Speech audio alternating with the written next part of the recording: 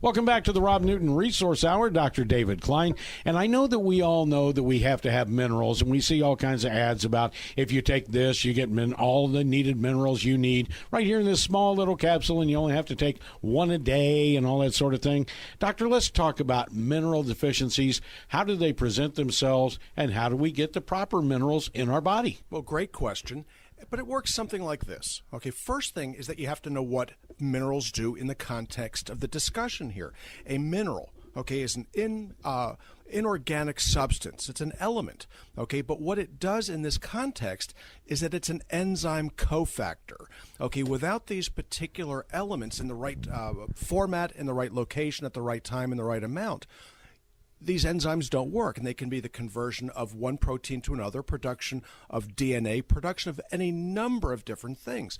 So when you have a mineral deficiency, these systems break down. Well, there are only so many minerals, but there are 15 to 20,000 enzymes that can be affected. So one mineral deficiency can lead to many different symptoms depending upon what enzyme gets broken first.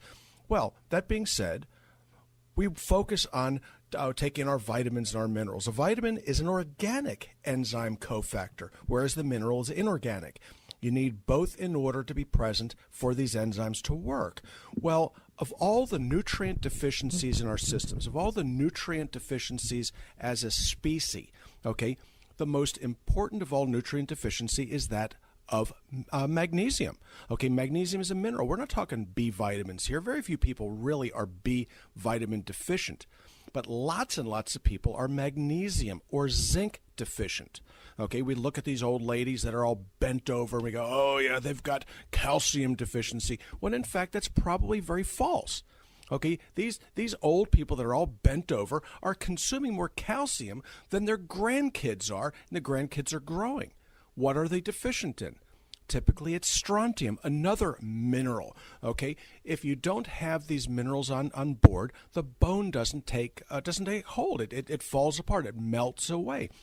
So, what do we do with these minerals anyway? Well, magnesium being the most important one. What are the main symptoms that you see of magnesium deficiency? Number one would be muscle cramping. People come in with restless leg syndrome. Oh, how interesting. Okay, you give the magnesium at night and the RLS goes away. It has nothing very frequently to do with magnesium or restless leg. It has to do with a magnesium deficiency. What else? You see with people with elevated blood pressures. But my favorite one of late is the treatment of depression. Okay, there were some studies back in the late 2008-2009 period looking at utilizing magnesium to treat major depressive symptoms. Okay, it's a little dangerous to do under some circumstances, but what they found was that individuals with substantially bad depression, okay, these are people you would put in the hospital, would bounce back in 2 or 3 days using magnesium and magnesium alone. Very, very interesting. It's not a wise thing to do with that blood work to start with, okay, but it's just very, very interesting what these elements, these minerals do to cellular metabolism. Zinc deficiency leads to thyroid disease. It also leads to some problems with the immune system. So individuals that are coming down with a cold, they'll run right out and buy these zinc lozenges. And guess what? They actually do help. Brilliant. Okay, why don't you take the zinc before you get sick to bump your immune system up so you don't get sick? This is the difference between doing things well and doing things really, really well. What else do we have to look at? Okay, so we talked a little bit about magnesium, a little bit about zinc, a little bit about strontium.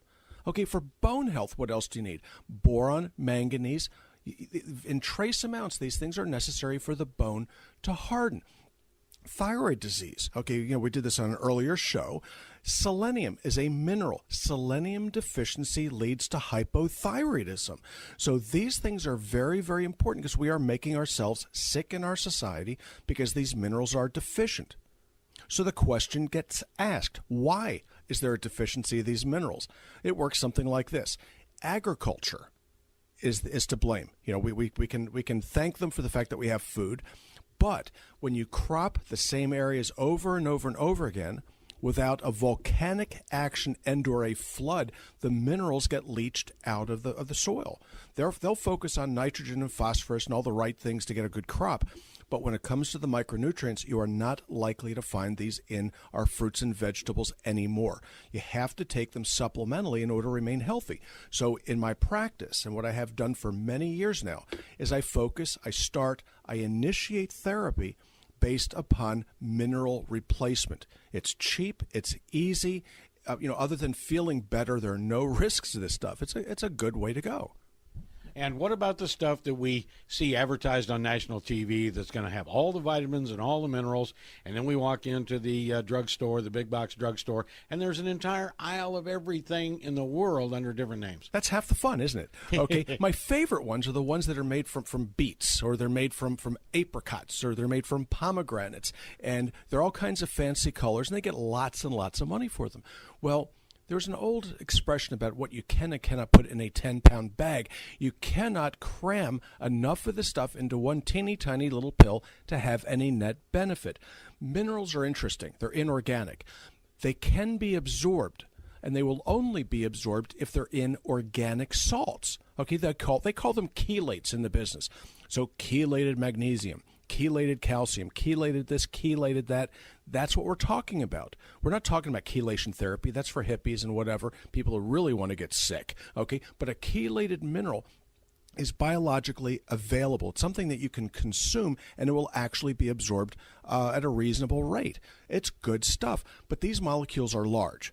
Physically large. So in order for you to get enough of the calcium, magnesium, selenium, and so forth, these are large molecules. It takes a lot of capsule size in order to get the right dosage. So in my practice, what I found is it takes, on average, at least 4 full-size capsules of the mineral chelate to get an average adult what an average adult needs on an average day.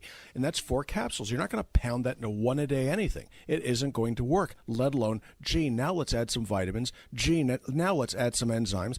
Now we're going to add a little probiotic. What you are doing in the business is called a sprinkle. We're going to put a little of this, a little of that. They're banking on your ignorance in understanding that, gee, you don't know how much it really takes to do it. So if we put just a little bit of a taste in there, that's good enough for you. It is not good enough for me. It is not good enough for my patients.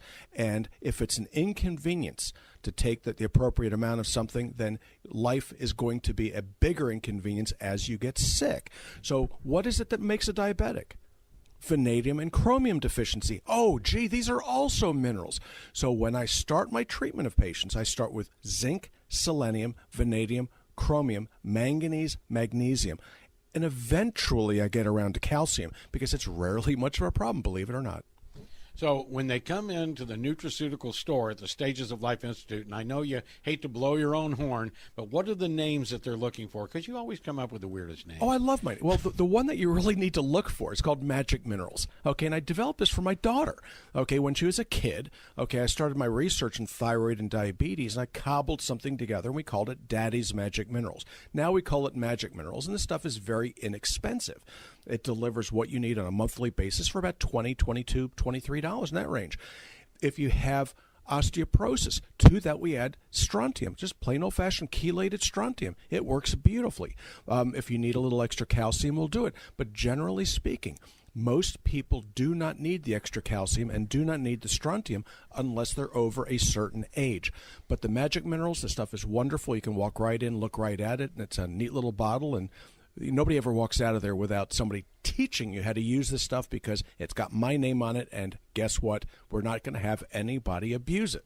And everything is well labeled in there. I love to go in the nutraceutical store because if you're looking for whatever topic, that's the way it's labeled. Have you ever noticed when you walk in the big box drugstore or pharmacy store or whatever, and you're going to see just row after row of things, and nothing's alphabetical like it's supposed to be, and there's no title above it of what it does? Robin, what are the hours that we can use a nutraceutical store?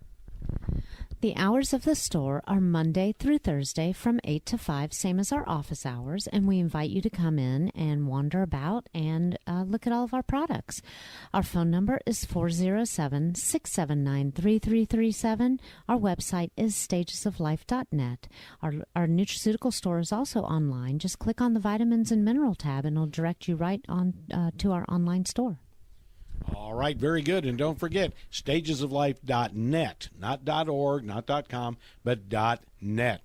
Dr. David Klein is our preferred provider. If you ever have a question for Ask the Doctor, just go ahead and drop me a line at ozark53 at gmail.com, ozark53 at gmail.com.